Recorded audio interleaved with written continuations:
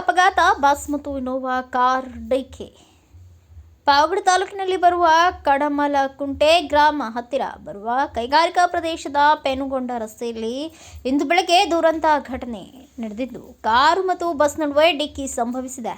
ಭೀಕರ ರಸ್ತೆ ಅಪಘಾತದಲ್ಲಿ ಇನೋವಾ ಕಾರ್ ಚಾಲಕ ಸ್ಥಳದಲ್ಲೇ ಸಾವನ್ನಪ್ಪಿದ್ದಾರೆ. ಬಸ್ನಲ್ಲಿದ್ದ ಪ್ರಯಾಣಿಕರು ಗಾಯಗೊಂಡಿದ್ದಾರೆ. ಬಸ್ನಲ್ಲಿದ್ದ ಪ್ರಯಾಣಿಕರು ಸುಮಾರು 25 ಜನರು ಇದ್ರು ಎಂದು ಹೇಳಲಾಗುತ್ತಿದ್ದು, ಬಸ್ನಲ್ಲಿರುವ ಪ್ರಯಾಣಿಕರಿಗೆ ಸಣ್ಣ ಪುಟ್ಟ ಗಾಯಗಳಾಗಿದ್ದು, ಅವರನ್ನು ತಕ್ಷಣ ಪಾವಗಡ ಪಟ್ಟಣದಲ್ಲಿರುವ ಸರ್ಕಾರಿ ಆಸ್ಪತ್ರೆಗೆ ದಾಖಲಿಸಲಾಗಿದೆ. ಇನೋವಾ ಕಾರ್ ಮತ್ತು ಎಪಿಎಸ್ಆರ್ಟಿಸಿ ಬಸ್ ನಡುವೆ ಮುಖಾಮುಖಿ ಡಿಕ್ಕಿ ಸಂಭವಿಸಿದ್ದು, ಅಪಘಾತದ ತೀವ್ರತೆಗೆ ಬಸ್ ರಸ್ತೆ ಪಕ್ಕಕ್ಕೆ, ಕಾರು ಹಳ್ಳಕ್ಕೆ ನುಗ್ಗಿದ್ದು, ಕಾರು ಪುಡಿ ಪುಡಿಯಾಗಿರುತ್ತದೆ ಕಂಪ್ಲೀಟ್ ಆಗಿ ನಾಶವಾಗಿದೆ. ಇನೋವಾ ಕಾರ್ನಲ್ಲಿ ಚಾಲಕರು ಒಬ್ಬರೇ ಇದ್ದರು.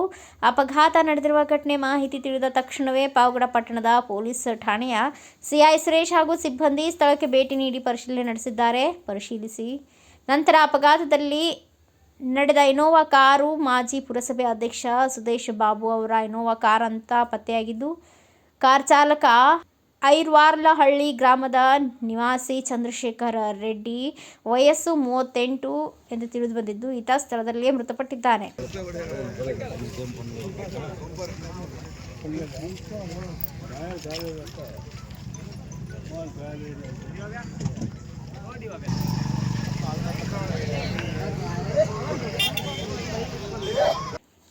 ಬ್ಯೂರೋ ರಿಪೋರ್ಟ್ ಶಿವಾನಂದ್, ಭಾರತ ವೈಭವ ನ್ಯೂಸ್, ಪಾವಗಡ.